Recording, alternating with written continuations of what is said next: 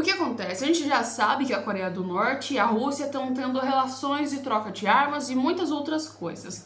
Só que para quem achou que ia ficar barato e que o mundo inteiro ia ignorar esse fato de uma relação tão grande, pois é, não foi bem assim que aconteceu. Tanto por parte dos Estados Unidos, que resolveu aí, né, dar alguns pitacos, e a Coreia do Sul, que agora está preocupada. Pensa no lugar dos sul-coreanos. Você tem um inimigo que está ali do seu lado com o seu território e por algum motivo um outro país totalmente distante está resolvendo simplesmente financiar para que esse inimigo seu fique ainda mais forte e uma provável ameaça para você.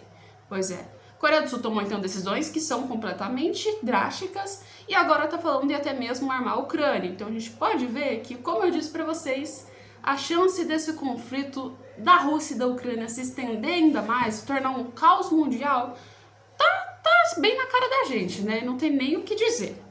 Bem, e o que acontece? Vamos te explicar.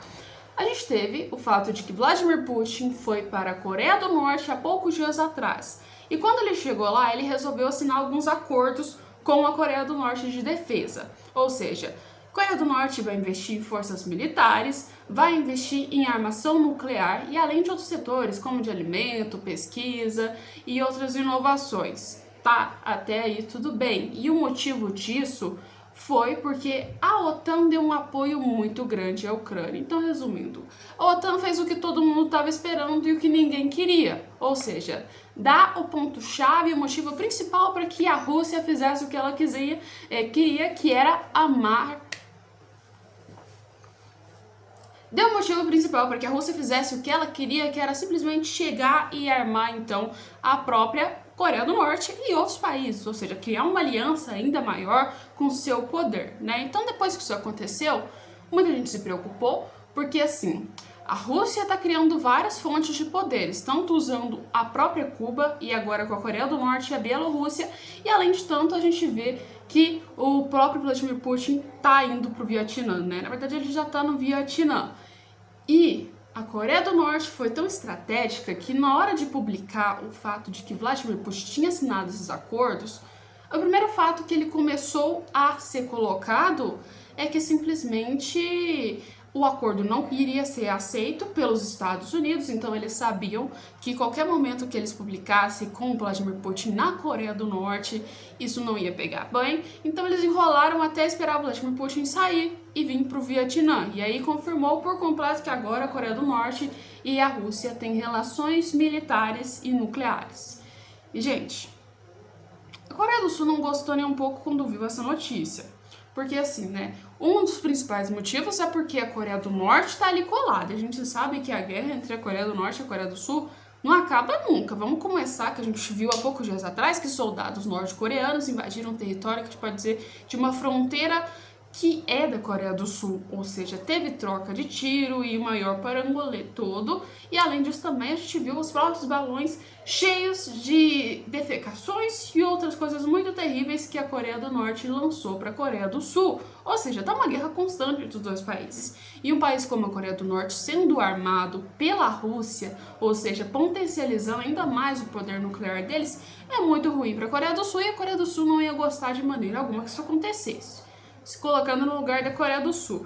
Mas ela usou uma desculpa ainda mais plausível, né? Na hora de questionar o fato do porquê a Rússia estava armando a Coreia do Norte. A gente tem que lembrar que existem os membros permanentes do Conselho da ONU.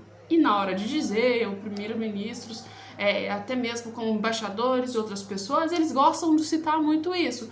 E foi o que o próprio ministro das Relações Internacionais da Coreia do Sul falou quando ele usou a fala para criticar as medidas russas. Ele falou, olha, o membro permanente do Conselho da ONU não deveria estar fazendo as suas ações, porque isso é muito errado, essa aliança entre você e a Coreia do Norte.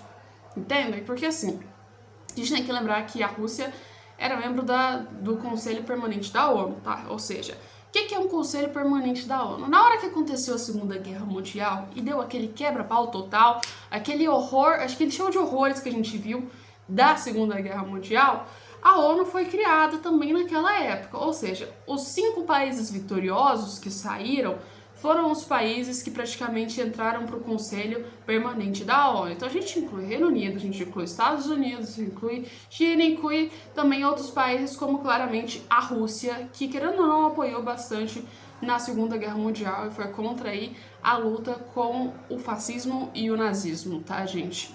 E o que acontece? Esses membros permanentes do Conselho da ONU e a própria ONU é criada para meio que assim apaziguar, para destruir qualquer tipo de conflito, ou seja, criar uma forma mais fácil para você não entrar em conflito e os países também não entrarem em conflito.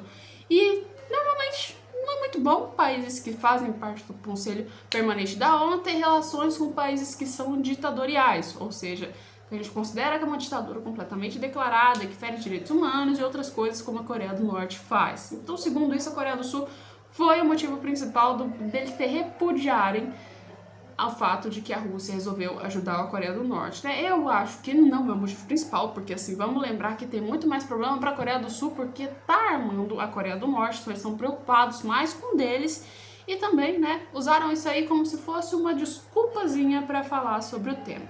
Mas aconteceu, a Coreia do Norte fez, já tá tudo feito, não vai ter como voltar atrás, o bicho pegou e agora tem que resolver o problema. E a Coreia do Sul cogitou, principalmente numa das decisões mais inusitadas de todas que todo mundo estava esperando, que era armar a Ucrânia. Pois é. O tanto de dinheiro e financiamento que a Ucrânia vem recebendo nesses últimos tempos por outros países é uma coisa estrondosa que a gente fala. Porque assim, você para ver quantos países não estão financiando a Ucrânia e o quanto que essa guerra já tornou uma guerra muito mais generalizada do que assim, focada somente na Ucrânia. A gente pode dizer assim, que o ponto-chave da guerra, o ponto territorial onde essa guerra está ficando, realmente está na Ucrânia e está na Rússia.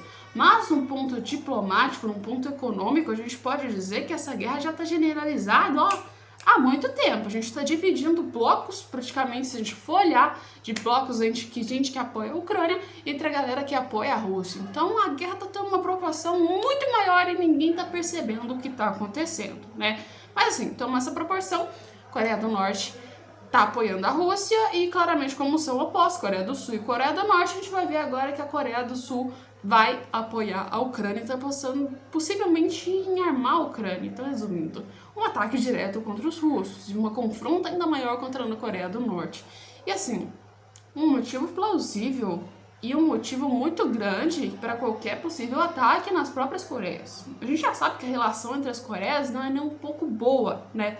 Vamos lembrar disso. E assim, embora a gente tenha que pensar que os Estados Unidos apoiam a Coreia, a gente tem o fato de que a Rússia é colada com a Coreia do Norte. Então, resumindo, para chegar ajuda, para chegar tudo, até apoio, a gente pode dizer, financeiro e outras questões, é muito mais fácil para a Coreia do Norte do que para a Coreia do Sul. Então, tem muito problema. E, aliás, a Rússia também tem financiado poucos países, ao contrário dos Estados Unidos, que aí envolvem vários conflitos e acaba ganhando mais problemas.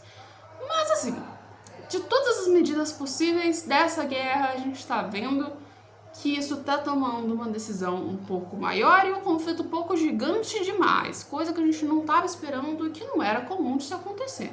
Mas já que aconteceu, agora é esperar e ver a que nível esse conflito pode se envolver. Porque, assim, duas das piores medidas que aconteceram da guerra da Ucrânia até hoje foi a ONU se envolver no meio tão gravemente dessa guerra e outra, a Rússia começar a ter relações com outros países, já que ela sabe que claramente ou ela tem apoio ou já era para ela, né, gente? Assim, meio que os Estados Unidos acabou forçando que isso acontecesse, se a gente for olhar, porque os Estados Unidos fez sanções contra a Rússia. A partir do momento, mesmo a Rússia fazendo parte do Conselho da ONU, ela já não está seguindo requisitos nenhum. Vladimir Putin está sendo ameaçado de ser preso. Então, tipo assim, para que seguir o Conselho da ONU? Para que seguir outras resoluções se já está aí uma coisa que já está muito complicada, né? Então, assim, o que restou para a Rússia fazer relações com os países no qual outros países que fizeram sanções contra eles não querem. Ou seja, um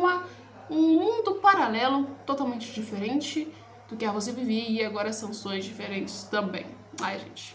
Então é isso que está acontecendo na guerra da Ucrânia até agora. Pelo menos os pontos chaves que a gente pode ver estrategicamente da Rússia, tá? A Rússia tá criando várias formas estratégicas e a gente sabe que Vladimir Putin não é bobo. Isso aí a gente tem que falar, né? Pelo amor de Deus, gente. Vladimir Putin tá mais de 20 anos no poder. Vocês têm noção que é uma vida, é mais velho do que eu, entendem? E assim, depois de fazer parte, participar de campanha, se vocês olharem a vida do Vladimir Putin, vocês vão ver que é uma vida que você fala assim, esse cara tem vivência na política e sabe realmente do que acontece. A gente sabe que a Rússia não é um país desestabilizado e nada despreparado por uma guerra. Pois é, mas põe nos comentários o que você acha, né? A gente tá aqui para escutar vocês e os comentários também. Um beijo e até o nosso próximo vídeo aqui no canal.